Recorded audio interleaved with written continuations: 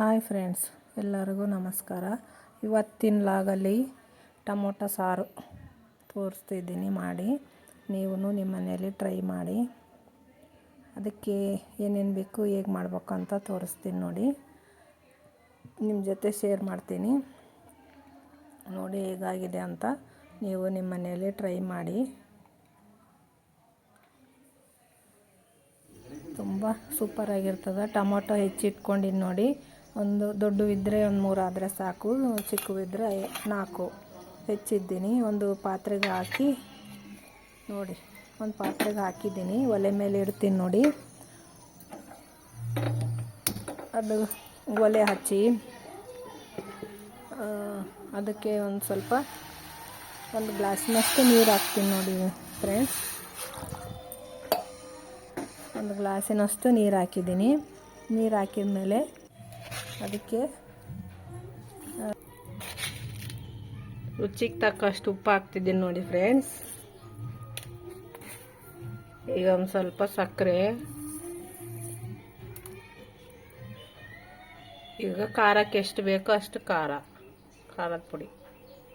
ಇದೊಂದು ಸ್ವಲ್ಪ ಬೆಳ್ಳಗಿದೆ ಕಾಣಿಸಲ್ಲ. ಈಗ ಒಂದು ಸ್ವಲ್ಪ ಅರಿಶಿಣ. ಹಿಂಗೆ ಈ ಥರ ಮಾಡಿದರೆ ಟೊಮೊಟೊ ಸಾರು ಸೂಪರಾಗಿರ್ತದೆ, ತುಂಬ ಟೇಸ್ಟ್ ಆಗಿರ್ತದೆ. ಒಂದು ಸ್ವಲ್ಪ ಜೀರಿಗೆ ಹಾಕ್ತಿದ್ದೀನಿ ನೋಡಿ.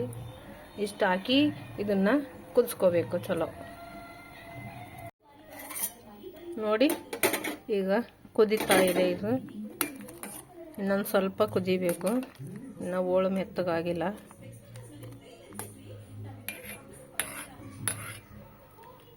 ಇನ್ನೊಂದು ಸ್ವಲ್ಪ ಕುದ್ರೆ ಸಾಂಬಾರು ಮಾಡೋಕ್ಕೆ ರೆಡಿ ಆಗ್ತದೆ.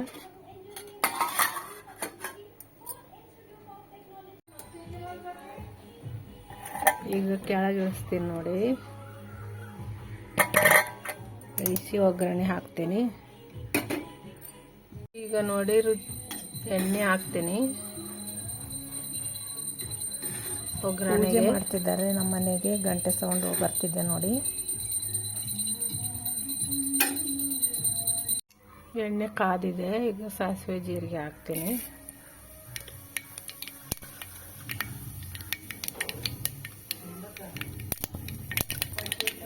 ಈಗ ಒಣ ಮೆಣಸಿನ್ಕಾಯಿ ಹಾಕ್ತೀನಿ ನೋಡಿ. ಬಳ್ಳಾಳಿ ಜಜ್ಜಿದ್ದು. ಬಳ್ಳಾಳಿ ನಾವು ಎಷ್ಟು ಜಾಸ್ತಿ ಹಾಕ್ತೀವೋ ಅಷ್ಟು ರುಚಿ ಇರ್ತದೆ. ಇದು ಕಡಿಮೆ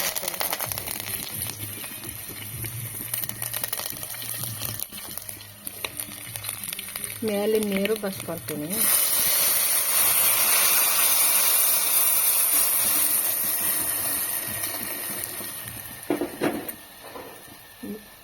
ನೀರಷ್ಟೇ ಹಾಕಿದ್ದೀನಿ ನೋಡಿ. ಈಗ ಇದನ್ನು ಮೆತ್ತಗೆ ಮಾಡ್ಕೊತೀನಿ, ರುಬ್ಕೊತೀನಿ ಒಂದು ಸ್ವಲ್ಪ. ಬಟ್ಟೆ ಒಗೆಯೋ ಸೌಂಡ್ ಬರ್ತಿದೆ ನೋಡಿ ನಮ್ಮ ಮನೆಯಲ್ಲಿ. ಇದು ಒಂದು ಸ್ವಲ್ಪ ಕುದಿಸ್ಕೊಂಡ್ಮೇಲೆ ಇದು ರುಬ್ಕೊಂಡಿರೋದೆಲ್ಲ ಪಲ್ಪ್ ರುಬ್ಬಿದ್ದು ಹಾಕ್ಬೇಕು ನೋಡಿ. ಇದು ನೀರು ಬೇಕಾದರೆ ಇನ್ನೊಂದು ಸ್ವಲ್ಪ ಹಾಕ್ಬೋದು. ನಮಗೆ ಗಟ್ಟಿ ಬೇಕು ಅಂದರೆ ಅಷ್ಟೇ ಬಿಡಬೇಕು. ನೀರು ಒಂದು ಸ್ವಲ್ಪ ನೀರಾಗಿ ಬೇಕಂದರೆ ನೀರು ಹಾಕ್ಕೋಬೋದು. ನಾನೊಂದು ಸ್ವಲ್ಪ ನೀರು ಹಾಕ್ತೀನಿ. ಅದನ್ನೆಲ್ಲ ತೊಳೆದು ಹಾಕ್ತೀನಿ ಅಷ್ಟೇ ನೋಡಿ. ಈ ಥರ ಟೊಮೊಟೊ ಸಾರು ಮಾಡಿ. ಇದು ಹಳ್ಳಿನಲ್ಲಿ ಮಾಡೋದು, ಹಳ್ಳಿ ಸ್ಟೈಲು, ಭಾಳ ರುಚಿಯಾಗಿರ್ತದೆ. ನಾವು ಜಾಸ್ತಿ ಇದೇ ಥರನೇ ಮಾಡ್ತೀವಿ. ನಮಗೂ ತುಂಬ ಇಷ್ಟ ಆಗುತ್ತೆ ಈ ಥರ ಮಾಡಿದರೆ. ಯಾರು ಮಾಡಿದರೂ ಚಲೋ ಇರ್ತದೆ ಈ ಥರ ನೋಡಿ. ನೀವು ನಿಮ್ಮ ಮನೇಲಿ ಮಾಡಿ. ಇಷ್ಟ ಆಗಿದೆ ಅಂದ್ಕೊಂಡಿದ್ದೀನಿ. ಇಷ್ಟ ಆದರೆ ಲೈಕ್ ಮಾಡಿ, ಶೇರ್ ಮಾಡಿ. ಹಾಗೆ ಹೊಸದಾಗಿ ನೋಡೋರು ಸಬ್ಸ್ಕ್ರೈಬ್ ಮಾಡಿಕೊಂಡು ನೋಡಿ. ಈ ಥರ ಮಾಡಿ ನೀವು ಅನ್ನಕ್ಕೆ, ರೊಟ್ಟಿಗೆ ಎಲ್ಲದಕ್ಕೂ ತುಂಬ ರುಚಿಯಾಗಿರ್ತದೆ. ಹಾಗೆ ತುಪ್ಪ, ಬಿಸಿ ಅನ್ನ, ಇದು ಸಾರು ಇದ್ದರೆ ಸಾಕು, ಇನ್ನೇನು ಬೇಕಾಗಿಲ್ಲ. ಅದೇನು ಅಂತಾರಲ್ಲ, ಸ್ವರ್ಗಕ್ಕೆ ಮೂರೇಗೇನಂತ, ಆ ಥರ ಅಷ್ಟು ರುಚಿಯಾಗಿರ್ತದೆ. ನೀವು ನಿಮ್ಮ ಮನೇಲಿ